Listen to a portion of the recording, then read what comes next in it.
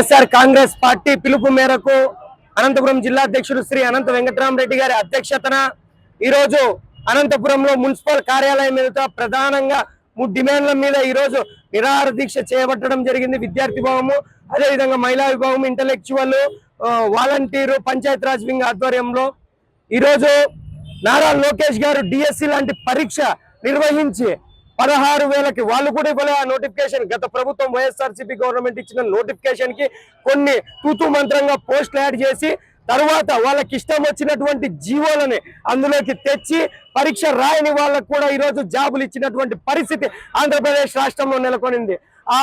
దానికి సాక్ష్యాలతో సహా జీవో నెంబర్లతో సహా ఈరోజు మేము బయట పెట్టి ఈరోజు ప్రభుత్వం మీద వ్యతిరేకతతో నిరాహార దీక్షలు ప్రారంభిస్తుంటే ప్రభుత్వంకి చీమ కుట్టినట్టు కూడా లేనట్టు బయటికి చూపిస్తున్నా వెన్నులో వణుకు పుట్టి విజయవాడ లాంటి ప్రాంతాల్లో పోయి దాడులు చేస్తున్నటువంటి పరిస్థితి ఈ రోజు ఆంధ్రప్రదేశ్ రాష్ట్రంలో నెలకొనింది.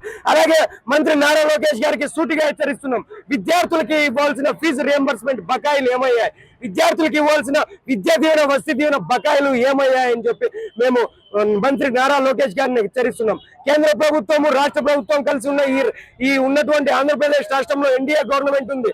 మీలాగే విద్యాశాఖ మంత్రి కేంద్రంలో ధర్మేంద్ర ప్రధాన్ గారు ఫ్రంట్ ఇంజన్ గా చెప్పుకునే డబుల్ ఇంజన్ సర్కార్ అని చెప్తారు కదా, ఫ్రంట్ ఇంజన్ సర్కార్ అని చెప్పుకునే ధర్మేంద్ర ప్రధాన్ గారు రాజీనామా చేసినప్పుడు ఈడ డిఎస్సి మీద నైతిక బాధ్యత వహిస్తూ మీరెందుకు రాజీనామా చేయరు అని చెప్పి వైఎస్ఆర్ విద్యార్థి విభాగంగా మేము ప్రశ్నిస్తున్నాం. విద్యార్థులకి రావాల్సిన బకాయిలు విడుదల చేయాలి, అదే విధంగా నిరుద్యోగులకి ఇవ్వాల్సిన నిరుద్యోగ భృతి చెల్లించాలి. నీకు 15,000 నీకు 15,000 అని చెప్పిన మాటలు ఏవైతే ఉన్నాయో అవి సత్యంగా మీరు అమలు చేయాలని చెప్పి వైఎస్ఆర్ విద్యార్థి విభాగంగా మేము డిమాండ్ చేస్తున్నాం.